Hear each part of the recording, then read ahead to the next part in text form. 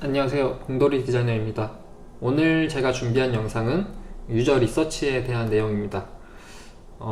유저 리서치라고 하면은 되게 하는 방법이 되게 많잖아요. 그래서 사람들이 이 리서치 방법에 대해서 각각의 리서치 방법이 어떻게 다른지, 또 어떤 리서치 방법을 언제 써야 하는지를 잘 머릿속에 정리가 안 된 것 같아요. 그래서 이 영상을 통해서 좀 간단하게 설명을 해 드리려고 합니다.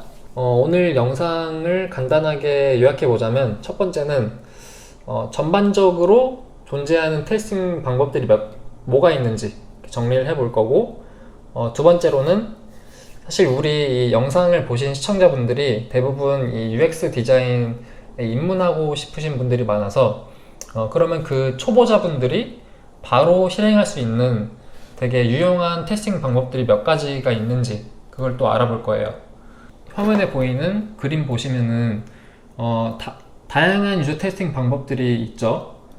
두 가지 방식으로 정리가 되어 있죠. X축 보면은 이 테스팅 방법이 정성적인 것인가 정량적인 것인가, 그리고 Y축 보시면 이 테스팅 방법들이 태도적인 것인가 행동적인 것인가.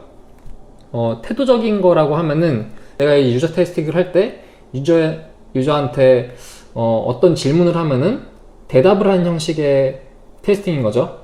그래서 행동적인 테스팅은 예를 들어서 내가 어떤 화면 인터페이스를 디자인을 했는데 이걸 보여주고 유저가 이 화면 인터페이스를 어떻게 작동을 하는지 그 행동을 관찰하는 것을 말합니다.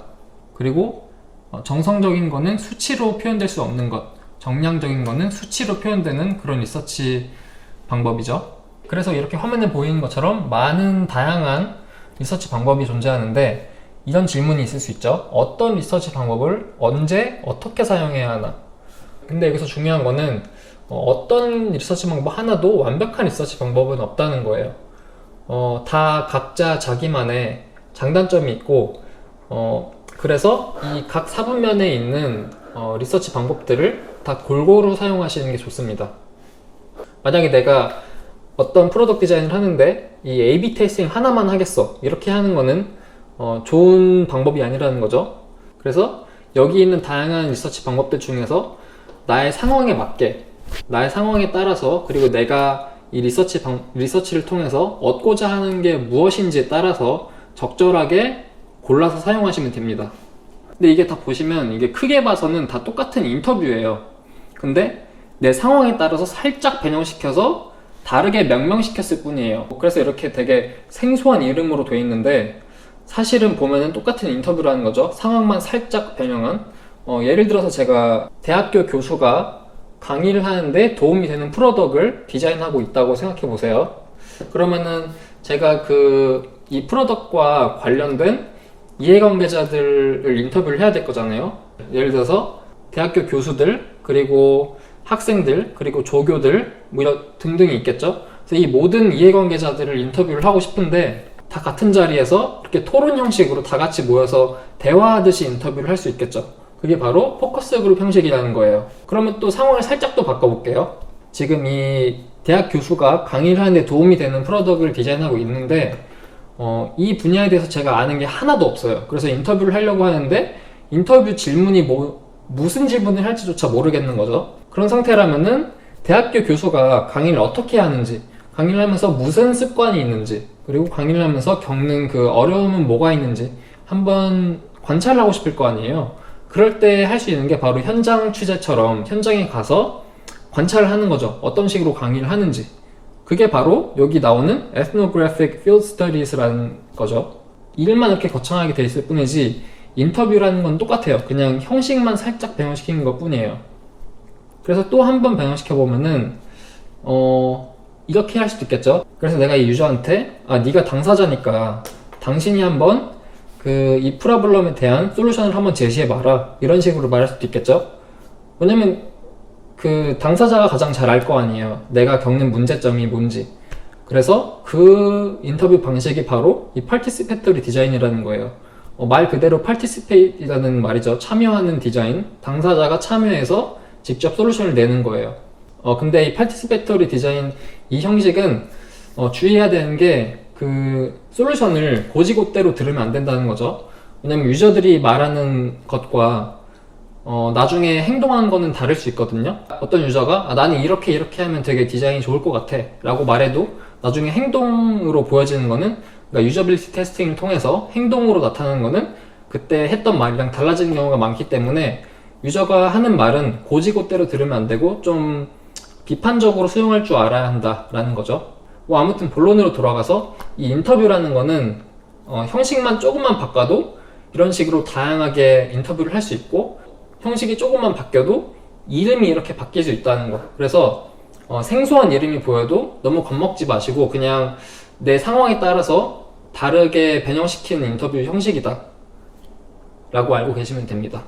그래서 이 많은 유저 테스팅 방법 중에 언제 어떤 방법을 써야 하는지 모르겠는 분들은 내가 이 유저 테스팅을 통해서, 내가 이 인터뷰를 통해서 알아내고자 하는 게 뭔지에 따라서, 그리고 내가 지금 가능한 자원이 뭐가 있는지에 따라서, 그리고 내 시간이 얼마나 있는지에 따라서 적절한 유저 테스팅 방법을 골라서 사용하시면 됩니다. 사실 이 테스팅 방법들이 되게 많이 있잖아요.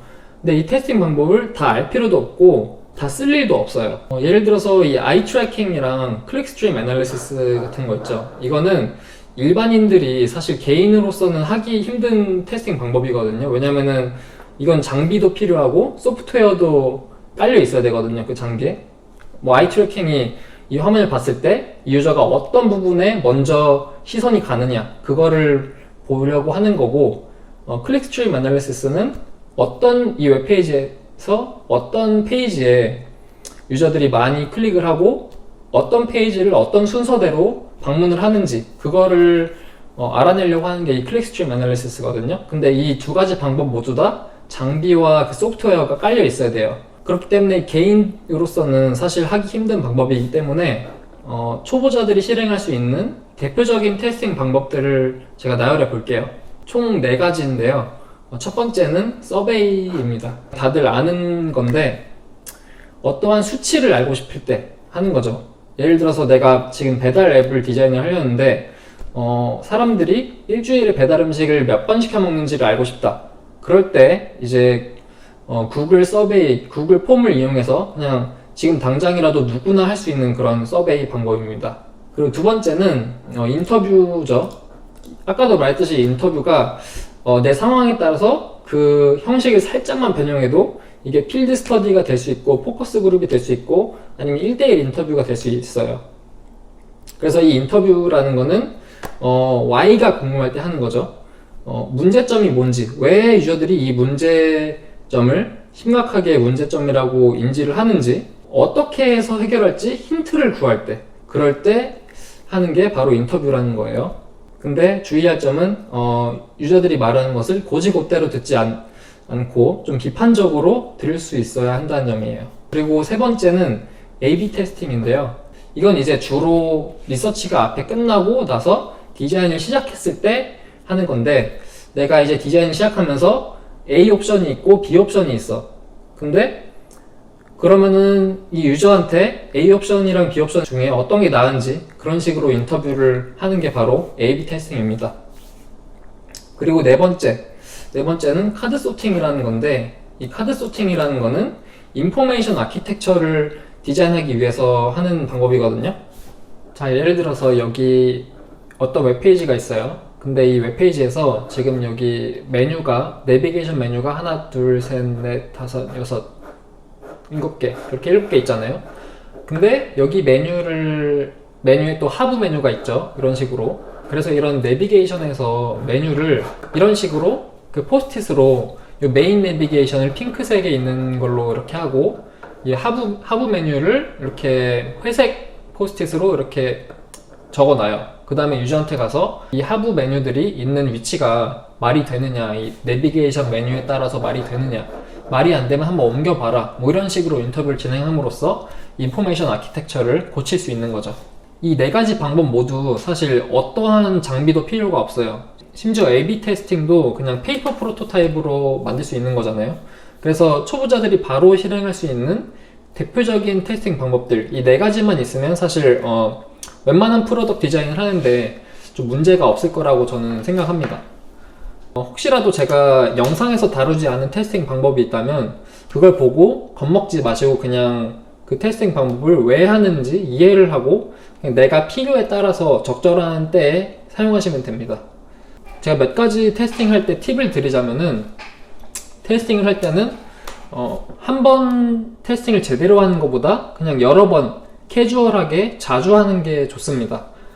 왜냐면 한 번 진짜 내가 풀 세팅을 하고 하는 거랑 그냥 완전 캐주얼하게 해서 하는 거랑 얻는 게 사실 별 차이가 없을 수 있거든요. 그래서 가성비를 따지자면 그냥 캐주얼하게 자주 하는 게 훨씬 얻는 게 많을 수 있습니다.